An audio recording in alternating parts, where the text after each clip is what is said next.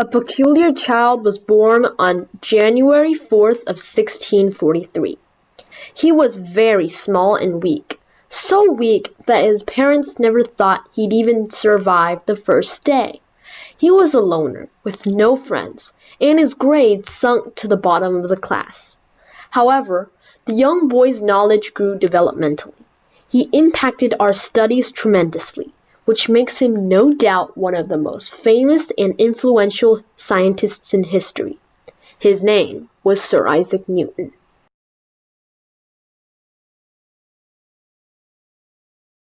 Newton was born on Christmas Day of 1642. Of course, they used a different calendar back in the old days, so Newton's birthday is also given as January 4th of 1643. Which was 3 months after his father, also named Isaac Newton, died. Young Newton was sick and weak at birth, likely because he was born earlier than expected. He was so weak and small, he could hardly fit the size of a quart cup. When Newton was 3, his mother, Hannah Azykoff, remarried and lived with her new husband, Barnabas Smith. Smith didn't want a son, so lonely Isaac was left behind. In return, Isaac had a strong dislike with his stepfather. He often climbed up a tree and viewed his stepfather's house with boiling anger, wishing one day to burn the house down, with him in it. When Newton was 10, though, his stepfather died. After the death of Newton's stepfather, his mother Hannah sent Isaac to an unknown local village school. Since Newton appeared to be oddly intelligent, his mother sent him to the King's School, which taught advanced academics.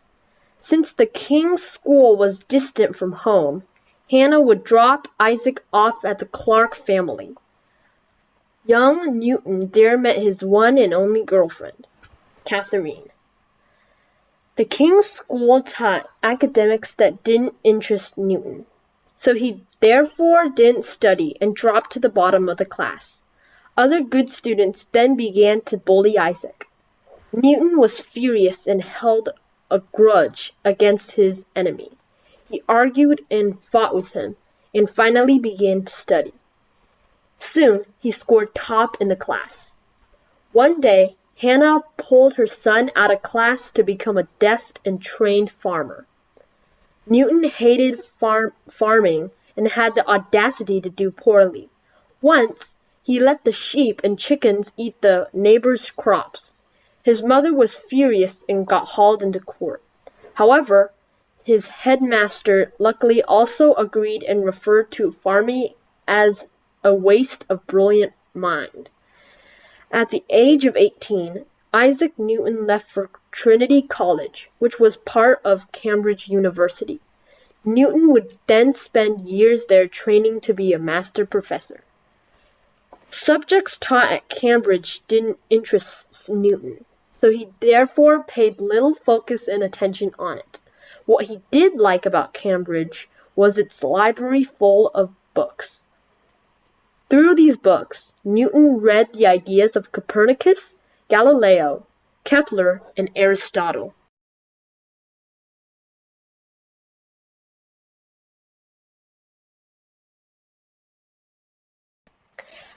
Annus Mirabilis. In 1665, the plague was widespread in England.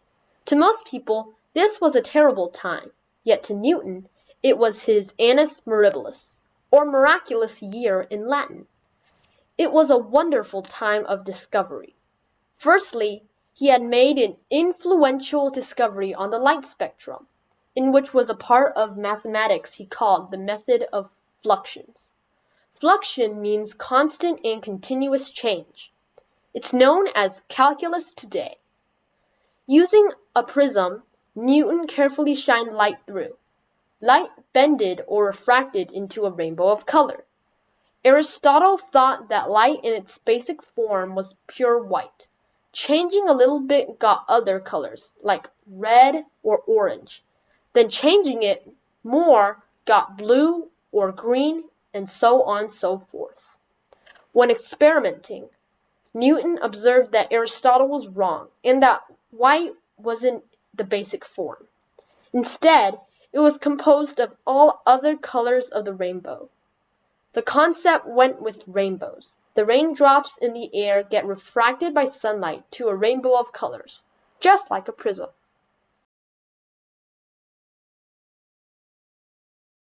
Newton also made a big contribution on the theory of gravity. Back in those days, he was sitting on a bench, thinking about the universe. Suddenly, he saw an apple drop from a tree. Isaac Newton began wondering the science beyond this. Maybe it was a force that pulls objects towards the center of the earth and kept other planets in orbit. Newton's mind was exploding of ideas, and he took deep notes of it. After the plague, Newton returned to his college and continued to research. Once, his teacher, Isaac Barrow, viewed his notes and was more than shocked. He wanted Newton to share all his ideas to the class. However, Isaac wasn't the type of teacher, so nobody listened to him. Newton didn't care what others said to him. He was bad-tempered, and he often ignored what people thought of his work. The improved telescope. Newton once improved the telescope of his time. Newton wasn't satisfied at the sight of blurry and fuzzy colors produced in the telescope, so he decided to fix it. He had already read about substituting a mirror because the light should be reflected instead of being absorbed. The Age of Enlightenment. In Newton's time, societies and clubs were on fire. This is commonly known as the Age of Enlightenment. At the Royal Society, scientists met each other each week to discuss ideas, new experiments, and findings. It was time to get factual. Newton was one of the greatest figures of that time. He wanted to work independently for perfection on his discoveries. When people suggested or questioned him, he lost his temper and was very angry. His teacher, Barrow, displayed his improved telescope in London in 1671 for all to see, which turned out to be such a hit. In return, the Royal Society accepted Newton. One of Newton's enemies was Robert Hooke. Hooke agreed with Newton's ideas, but despised and often underestimated his experiments. Newton was furious at this and both insulted each other. They formed huge arguments and fights. Newton once wrote, "I desire to decline being involved in such troublesome and insignificant disputes." He then lived a much selfish, much more independent life for a while. Alchemy. Newton had a secret religious life. In 1675, he wanted to demystify the mysteries of alchemy. Alchemy is part magic, part religion, and part science. Alchemists would search for the philosopher's stone, which would turn metals into gold, and the elixir of life, which would grant immortality. Staying up at night, Newton experimented over fire in his private lab. He mixed and churned potions in smoke, wishing to overcome the truth. It was easy to prove how Newton loved and was interested in alchemy-related activities. He hated sharing his wise ideas in public, so he wanted to keep ideas secret and special. Alchemy was seamlessly a good fit for Isaac. This was still considered the Age of Enlightenment. Newton's experiments and wisdom circling around alchemy were not yet found until the death of him. After the death of Newton, the Royal Society found and gathered the thousands of words and notes he'd written about alchemy. These writings were finally published in 2004.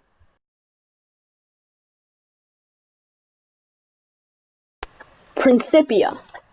In 1684, Newton's enemy Hooke, an astronomer named Edmund Halley, and an architect named Christopher Wren were curious about planetary motion and how it worked. They'd already known that Galileo proved in 1609 that the orbital path of Earth and other planets was in the shape of an ellipse due to gravity. Galileo also proved that the amount of gravitational force and the path of the orbit was determined by its sun. However, they were unable to prove how the gravitational force's strength was differentiated at unlike differences. For example, gravity would be stronger if the moon moved closer to Earth, or gravity would be weaker if the moon was farther away. Hooke bragged and lied that he had already produced a formula for this. He said he had also proved a method for this. Actually, he was planning to try and fail in front of others' eyes. If he was wrong, he'd get caught red-handed. When Wren came to Newton's telescope, Hooke claimed that he'd made a better telescope that was smaller and was so convenient it could hang onto a watch chain. Wren and Halley were now feeling a little suspicious at Hooke and began suspecting him. Hooke was now 2 months late in showing his work. He hadn't written or proven anything. Halley didn't dare trust this man, so he asked Newton for proof. Newton was dead serious and sent his notes and evidence right away. Fun fact, Edmund Halley saw in 1682 a comet flying beautifully across the wide night sky. He estimated that another comet would later again appear in 1758, 76 years later. After his death, a wild comet did reappear in 1758 indeed, and henceforth this comet was named in observance of him. It was called Halley's Comet. Halley's question on Newton had jump-started him on his famous big book, Principia. Within 18 months, Newton completed his masterpiece. Principia includes 500 pages on the foundation of modern physics and is roughly translated to the Latin title. In English, it means Mathematical Principles of Natural Philosophy. Every physicist since 1687 has edited their ideas on this big book. Newton became exceptionally famous when he was elected to Parliament due to this, becoming a member of the Glorious Revolution of 1689. Laws of motion. Newton's laws of motion are perhaps one of the most decent influences on the scientific boundary. Without this fundamental concept, the world would be much more different from what we think of today. The first law. Newton learned his first law of motion from Galileo, another astronomer.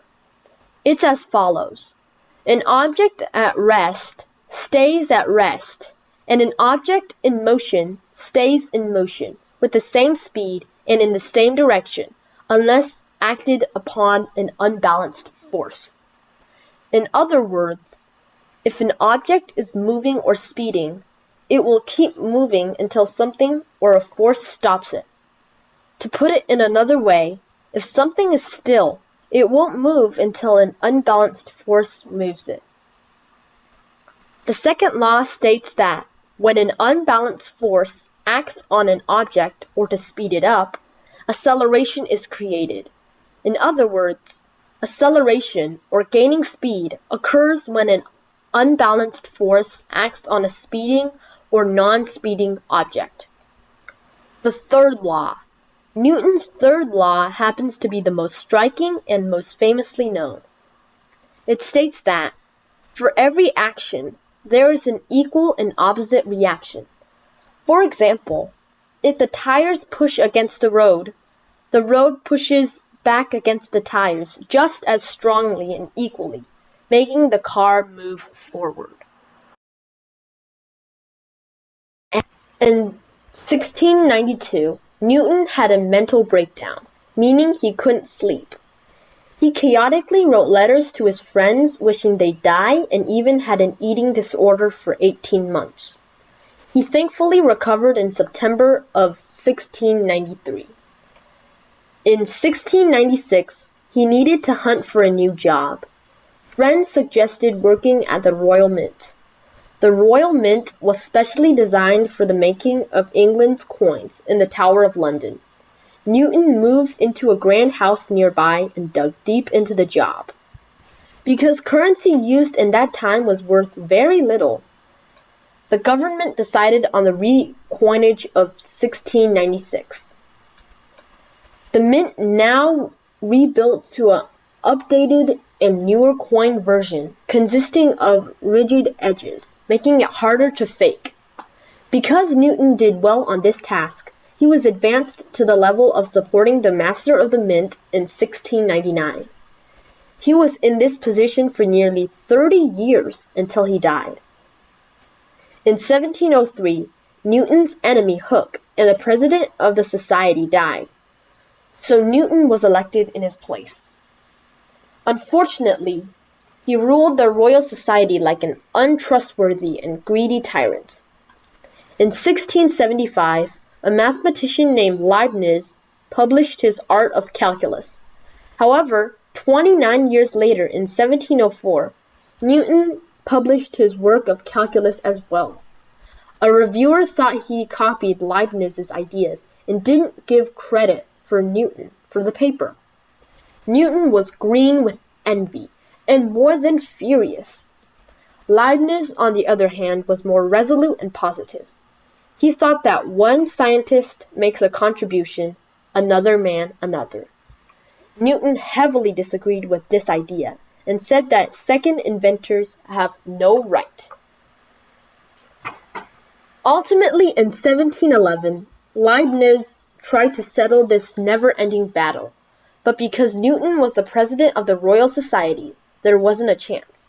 In 1713, Newton published another writing announcing that Leibniz had stolen his ideas and his work. Just as Newton hoped for, Leibniz died in 1716. Actually, most of the ideas, terms, and formulas used in calculus are actually brought up from Leibniz. Besides, the term calculus was also coined by Leibniz. Newton would have been furious. Newton was the type of well-respected man. In 1705, he was knighted by Queen Anne and became more formally known as Sir Isaac Newton. On March 20th of 1727, or March 31st in newer calendars, he died at the age of 85 and was buried in London's Westminster Abbey in observance to achieve such an honor. In 1730, Alexander Pope wrote of him, "Nature and nature's laws lay hidden in night. God said, 'Let Newton be,' and all was light." We have finished our lesson on Isaac Newton. As always, please feel free to contact me and like and subscribe to my channel. I enjoy taking time out of my day to put effort into these videos. It's my pleasure to see the subscriber count progress. When subscribing, you'll receive all notifications and exclusive content I'll upload in the future. Citations. My research was limited to the following sites: Wikipedia, Who Was, Where Was, What Was books, and Google for an image source. As always, thanks for watching. I'll catch you on the flip side.